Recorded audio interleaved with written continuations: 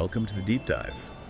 This time, we're doing something kind of different. We're diving into a recorded conversation. Oh, Yeah, it's just two people walking and talking, called it George AI. interesting. But you'll see, it gets, well, deep. They cover human history, technology, the future. It's really something. So, like, we're eavesdropping on their walk, getting these insights. Exactly, and right off the bat, they make this connection, like ancient Rome to modern billionaires. It's fascinating. I'm intrigued. You know, one minute they're talking Cincinnatus, this Roman general who, like, walked away from power. Wow. And the next, they're debating electric cars, ethics. It's a whirlwind. Really makes you think. It makes you wonder, how does walking shape how they see these things? Right. They talk about how, for most of history, walking wasn't just like getting somewhere. It's more than that. Yeah, engaging with the world, thinking, even socializing differently than we do now. Huh. I'd never thought of it that way. They even ask the listener, you know, how often do you walk? Like, really making you think. That's clever, bringing the listener in. And they're not all like, walking is perfect, tech is bad. They see both sides. Right. Technology has brought progress, but... But they make a point. Every solution seems to create new problems, you know. That's true. It's like a constant cycle. Electric cars are a good example. Like, yeah, good for climate change, maybe. But the electricity might come from fossil fuels anyway. Exactly. Are we solving anything or just moving the problem around? Shifting the focus, not necessarily progressing. Then they go into computing. We're all digital now, but they talk about optical Or analog. like paths not taken in technology. Yeah. And they wonder, did we miss out? Could those old ideas be useful now, even with quantum stuff coming up? That's thought-provoking, you know? Re-examining what we left behind. Makes you wonder, could tech have been more innovative if we hadn't abandoned those paths? Really makes you think about the direction of progress and what it could have been. Exactly. It challenges how we see technological advancement and the choices we make. And then things get a little intense. They start talking politics. Oh yeah, they go there. Analyzing Trump, calling it a cult, even comparing it to, like, the Salem witch trials. Wow, that's a strong statement. It is. But they're getting at this purity spiral idea, right? You know, where groups get obsessed with being ideologically pure, attack anyone who disagrees. It's like a feedback loop of intolerance, and it can be really dangerous. Sadly, it's something you see everywhere these days, not just in politics. They even ask if the listener has noticed this in their own life, which, honestly, who hasn't? It's that feeling that anyone slightly different is the enemy. And they point out it thrives on fear, insecurity. People feel threatened, they cling to simple answers, strong leaders. History shows that's risky. Which brings up their point about individual responsibility, like things are changing fast, tech, society. Yeah, it's easy to feel overwhelmed, like, what can I do? But they say you can't just sit back. We have to think critically, act ethically. Stand up for what we believe in, even when it's hard. They even use Clinton and Trump as an example. Both, you know, morally flexible, they say. But the motivation matters. Exactly. Clinton wanting to serve people, they argue. Trump, more self-interest, power. Not condoning either, but showing how intent shapes leadership. Right, and they talked about ethics in business too. Quick profit versus genuine partnerships. That idea that true success should benefit everyone involved. It's a call for ethical leadership everywhere, not just politics. Thinking long-term, building a sustainable and just future. And to do that, they say we need these tough conversations, even if uncomfortable. It's about growth, confronting our own biases. They even share personal stories about race. Yeah, one of them talks about growing up white, then college exposing him to different cultures. Like realizing his views were limited based on where he came from. It shows how stepping outside your bubble can change you for the better. Exactly. Being open to learning, changing your mind when presented with new information. They even talk about this blurry line between natural and artificial. You know that giant squid portrait made of whale bone? Oh, on the ocean floor. That's wild. Makes you think, what's natural art? Does the artist's intention matter? And then they bring up plastic. It's demonized, but it's everywhere, essential to so much. They're not saying pollution's good, but we need nuance. Finding ways to mitigate the bad while using it responsibly. It's like their whole approach to tech. Seeing both the good and the bad, being thoughtful. And it all comes from this simple walk. It's amazing what a change of perspective can do. They're making us reconsider how we see the world, ourselves, and where we're going. It's a powerful reminder that we all have a responsibility to shape the future, not just be swept along by it. And this is just the beginning. There's so much more to unpack in their conversation. I can't wait to dive deeper and see what other insights they have to share. Picking up where we left off, one thing that really struck me is how they bring in these personal stories. Oh, yeah, like to illustrate their points. Exactly. Like one of them talks about overcoming his own prejudice against black people. It's powerful stuff. And it all started in college, right? Like his whole worldview shifted. Yeah, he talks about growing up in this like really homogenous environment, having all these preconceived notions. But then through interacting with classmates from different backgrounds, he realizes how limited his understanding was. It's such a great example of how stepping outside your comfort zone can lead to like incredible personal growth. Absolutely. And they tie it back to their point about actively seeking out different perspectives, right? Exactly. They argue that exposure to diverse cultures and viewpoints can help us break down stereotypes. And ultimately build a more inclusive society, which is something we can all get behind. Definitely. And then they bring up this whole question of natural versus artificial. Oh, yeah. Remember that example of the giant squid portrait made out of whale bones on the ocean floor? Oh, that's right. It makes you question what we even consider natural, especially when it comes to human creations. They even bring up plastic, a material that's often demonized for its environmental impact. But they acknowledge its vital role in modern technology and convenience, right? Exactly. It's not about condoning plastic pollution, but recognizing the complexities. It's about responsible use, finding sustainable alternatives, having a more balanced perspective.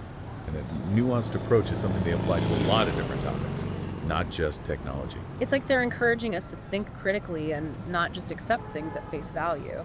Which brings us to their analysis of the Trump cult phenomenon and those parallels to historical examples. Yeah, like the Salem witch trials, it's a pretty sobering reminder of how blind devotion can be dangerous. They point out that these movements are often characterized by this, fervent devotion to a leader. And a willingness to demonize anyone who dissents, which can be incredibly damaging to a society. Absolutely. It's like they're saying we need to be wary of any ideology that claims absolute truth. Or that tries to shut down dissenting voices. It's something we see happening all too often these days. And it's not just a political issue, it's something we see in all sorts of groups and communities, right? Definitely. They even tie this back to the purity spiral they discussed earlier about how social media can amplify this effect. It's like we're constantly surrounded by information that confirms our existing beliefs, which can be dangerous. It's a recipe for echo chambers and polarization, which is the opposite of what we need right now. So they're challenging us to be more critical of the information we consume and to seek out diverse perspectives. To engage in civil discourse with people who hold different views, even when it's uncomfortable. It's a call for intellectual humility and a willingness to challenge our own assumptions, which is so important. And then they shift gears a bit and talk about individual responsibility, right? Yeah, they make the point that we can't just rely on politicians or institutions to solve our problems. We each have a role to play in shaping a better future, no matter how small that role may seem. Exactly. They encourage listeners to get involved in their communities, to vote in elections, to speak out against injustice, to live our lives in accordance with our values, and to hold ourselves accountable for our actions. It's a powerful message about the power of individual action and the importance of taking responsibility for our lives. And for the world around us, which is something we sometimes forget in the face of all these big, complex problems. Absolutely. It's a reminder that we all have agency and that our choices matter, even in the grand scheme of things. And then they bring up this fascinating concept of location-based memory. The idea that our surroundings can trigger memories. Oh yeah, and how it influences our thinking. It's like how certain smells or sounds can transport us back in time. Exactly. They even speculate that the reason we struggle to remember things like passwords is because of our reliance on technology. It's like we've outsourced our memories to our devices, which might be weakening our cognitive abilities in the long run. It's a provocative thought, isn't it? Are we trading convenience for cognitive decline? It's worth considering. Definitely. They encourage us to engage in activities that challenge our spatial awareness and memory. Like walking, navigating new environments, playing memory games, anything that makes us use our brains more actively. It's a reminder that our brains are like muscles. We need to exercise them regularly to keep them strong and healthy. And they tie this back to their earlier discussion about the evolution of computing, right? Oh, yeah. About how we focus so heavily on digital computing and maybe missed out on the potential of other approaches. Like optical or analog computing, it makes you wonder if we could have developed entirely different technologies. And maybe even different social structures. It's a fascinating thought experiment about the contingencies of history. It shows that progress isn't always linear or predictable, and that there are often multiple paths we could take. Exactly, and they bring up this concept of technological leapfrogging, where developing countries bypass older technologies. And adopt newer ones, like how mobile phones became so widespread in Africa, even though landlines were less common. It's a great example of how innovation can disrupt traditional patterns of development and create new opportunities. And it shows that we need to be open to new ideas and possibilities, even those that may seem unconventional. Absolutely. And they also talk about technological hypocrisy, using the example of electric vehicles being charged by fossil fuels. It's a reminder that we need to be critical of so-called green solutions and to think about the bigger picture. Are we really reducing our environmental impact, or are we just shifting the burden elsewhere? It's an important question. Definitely. We need to be more holistic in our approach to sustainability and to consider the entire life cycle of a product. From its creation to its disposal. And they also touch on the potential of quantum computing, which is still in its early stages. But it has the potential to revolutionize fields like medicine, material science, and artificial intelligence. It's a glimpse into the future of computing and the incredible possibilities that lie ahead. It's exciting and a little bit daunting to think about how this technology will shape our world in the years to come. Absolutely. And it all comes back to their core message about the need for balance, responsibility, and critical thinking. We need to be aware of the potential consequences of new technologies and to advocate for their responsible development. To have those difficult conversations, to challenge our assumptions, and to strive for a future that benefits everyone. It's a call to action that resonates deeply, and it's inspiring to hear them talk about it with so much passion. Their conversation is a reminder that even a simple walk can be an opportunity for profound reflection and meaningful dialogue. And it's a testament to the power of human connection and the importance of engaging with the world around us. It's inspiring to hear them talk about overcoming challenges and finding success through sheer determination. And they connect that to the importance of gratitude, like cultivating a sense of gratitude can make us happier, especially when things are tough. It's so true. Focusing on the positive can really change your whole outlook. Exactly. And they also talk about finding balance in our lives, which can be tricky. Yeah, we all have so many different roles and responsibilities these days. Work, family, friends, community, personal interests. It's a lot to juggle. Right. And they encourage us to prioritize our time and energy, set boundaries, make time for what truly matters. It's a good reminder that it's okay to say no sometimes. We can't do it all. And self-care is a big part of that balance, making time for things that nourish us, whether it's nature, creativity, or just relaxing. It's funny, they're talking about self-care while they're on this long walk, which is self-care in itself. That's true. They're definitely practicing what they preach. And they also emphasize being present in the moment, appreciating those little things we often miss. Like slowing down, paying attention to our senses, finding joy in the everyday. Exactly. And of course, they remind us about laughter, sharing funny stories, not taking ourselves too seriously.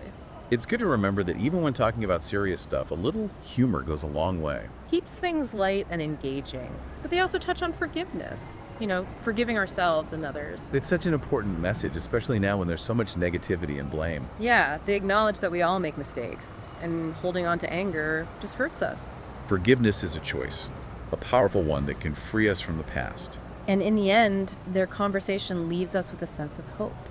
Yeah, despite all the challenges we face, they believe we can overcome them if we work together. Embrace our shared humanity, believe in ourselves, and never give up hope. It's a call to action to build a better future, and it's incredibly inspiring.